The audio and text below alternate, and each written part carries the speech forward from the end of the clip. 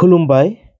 आंनि चेनेल नायगिरि गासैबो जोंनि बर' रायजो-राजाफोरखौ नैबे गोदान भिडिअ'आव बयखौबो बरायना लाग्रोनायजों लोगोसे दासिमनि माखासे मिथिनो गोनां खौरांफोर लानानै फैदों। नोंथांमोना जोबजासिम नायजोबलाङोब्ला गोबां खौरांफोरखौ मोनथिनो मोनगोन होनना आं आसा खालामो।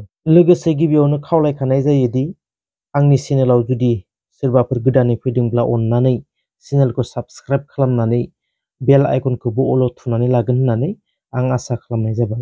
सेथि खौराङाव दङ तामुलपुर जिल्लानि गरेस्वराव हाग्रा बिफाना आयेन बेरेखा गंनै दंफां मिलखौ हमदों। गरेस्वरनि झारखाना, सिलकेजार आरो नाराबारि बे मोनथाम जायगानिफ्राय गोख्रोङै संदाननायनि गेजेरजों गोबांथार बाटामफोरजों लोगोसे गंनै दंफां मिलखौ बोखांदों। तामुलपुरनि रेन्जार कामेस्वर बर'जों लोगोसे कुमारिकाटानि रेन्जार बिरेन बर' आरो गरेस्वरनि बिट अफिसार जयै कअपारेसन खालामनानै गासै 6 लाखसोनि दंफांफोरखौ बोखांनो हादों होननानै मिथिनो मोननाय जादों। सरकारनि हायाव न' लुनानै थानाय नखरफोरखौ इभेकसन खालामदों गवालपारा हाग्रा बिफाना। मख'नो गोनांदि हाइकर्टनि अर्डार लेखा बिलाइ थासेयावबो न' बां गासैखौबो सिलिंखार खालामनायखौ जोङो नुनो मोनदों।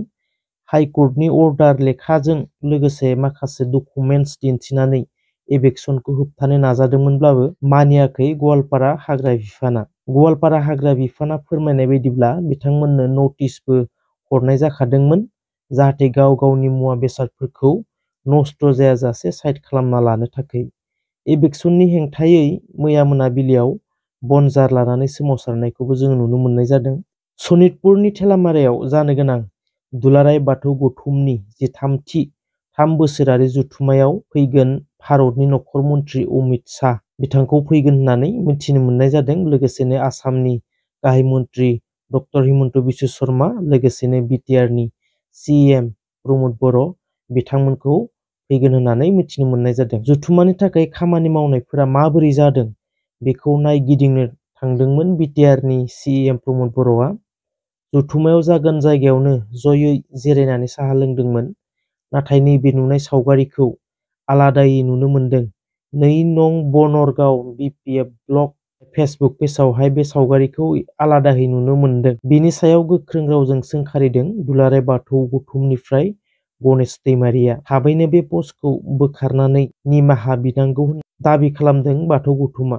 जुदि बे खावलायनायखौ मावफुङाब्ला आयेननि राहा लागोन होननानै बुङो बाथौ गौथुमनिफ्राय गणेश दैमारिया। फैगौ लकसभा बिसायख'थिनि सिगां फेब्रुवारि दानाव दिल्लीयाव थांगोन अल बड' एक्स भलन्टियार फर्स अर्गेनाइजेसन। दिल्लीयाव थांनानै लोगो हमहैगोन भारतनि प्रधान मन्त्रि, भारतनि हादरगिरि आरो नखर मन्त्रिखौबो लोगो हमहैगोन होननानै खौरां बिजोंनि गेजेरजों फोरमायनायखौ नुनो मोनदों। आलादा रायजो बड'लेण्डनि थाखाय गोसोखां बिलाइ हैगोन अल बड' एक्स भलन्टियार फर्स एस'सिएशनआ।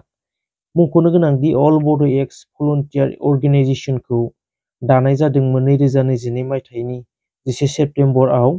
दासिमाव बिथांमोना क'क्राझार, चिरां, बाक्सा, तामुलपुर, उदालगुरि आरो कामरुप मेट्र'आव बे मोन6 डिस्ट्रिक्टखौ दाबाय होनना बिथांमोना फोरमायदों।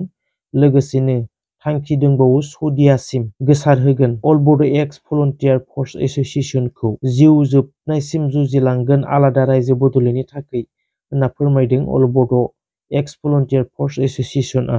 बे समाव गोनांथार मोनसे आपडेट रायजोफोर नोंथांमोना नायलांबाय था। हाग्रामा महिलारिया एबसुनि दैदेनगिरिखौ मा बुंदों? हाग्रामा महिलारिया एबसुखौ गोथौ दुखु मोननाय फोरमायदों। मसलपुराव बिपिएफनि जइनिं प्रग्रामनि समाव खौरांगिरिफोरनि सिगाङाव फोरमायनानै होदों हाग्रामा महिलारिया। एबसुआ इउपिपिएलखौ सापर्ट खालामदों नाथाय बिपिएफखौ मानो खालामा? बेयो मोनसे गिदिर सोंलु हाग्रामा महिलारिनि। एबसुआ बिटिसि एकर्डआव जोंखौ सापर्ट खालामाखै। आसामनि गोबां आफादफोरा बिटिसि एकर्डआव सापर्ट खालामदों। गुबुन गुबुन जाति संगठनफोरा सापर्ट खालामदों। नाथाय गोबां दुखु मोननाय फोरमायदों हाग्रामा महिलारिया। एबसुआ बर' हारिनि आफाद। आं बेखौ बुङाखै नाथाय दैदेनगिरिफोरासो थिग नङा बुंदों हाग्रामा महिलारि। रायजोफोर दिनैनि थाखाय खौराङा बेसांखिनियानो। थेंक इउ स' माच जोबजासिम नायलांजोबनायनि थाखाय।